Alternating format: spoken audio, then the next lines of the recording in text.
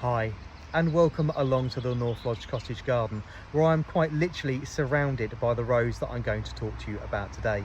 Another one of the old roses that David Austin are still growing and producing, introduced in 1869. This is veilchenblau, a very unusual rose. This colour doesn't appear very often in the horticultural world naturally, and this rose is absolutely stunning. Reaching around 15 feet, it's a fairly vigorous and upright climber with strong, slender stems which produce these beautiful sprays of violet, blue, lilac flowers in one flush very early on in the season. Reaching around 15 feet, it does need a little bit of support.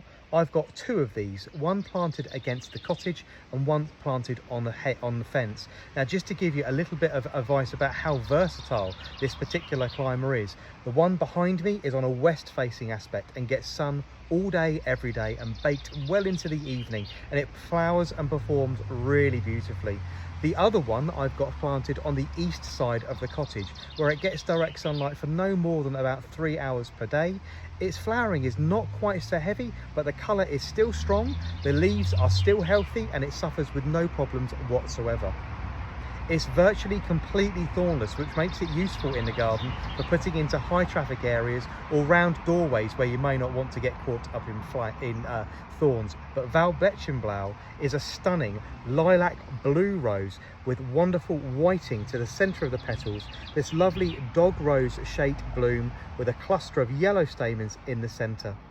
Another plus point for this particular rose is not only does it produce one enormous flush of blooms very early on in the season in early June, but it also has a really lovely, rich, fruity fragrance. Now, if any of you grow Mexican orange blossom in the garden, this is the kind of scent that you're going to get off of it on a lovely warm day. So a stunning old rambling or climbing rose, still in production, still being grown by David Austin Roses.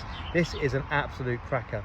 I will also, a side note, it doesn't suffer with black spot or mold or mildew, but the aphids absolutely adore this one, and I think it's because it puts on such a huge flush of growth very early on in the season. So you'll often find whitefly and blackfly encrusting the new growth of this very early on in May and June.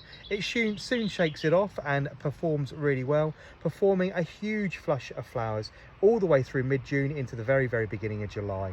But a stunning and very unusual rose in today's standards. This colour only really appearing several times in rose collections, and all stemming from this particular plant bred in 1869. But a real lovely old rose with no thorns, great disease resistance, but only one flush of flowers.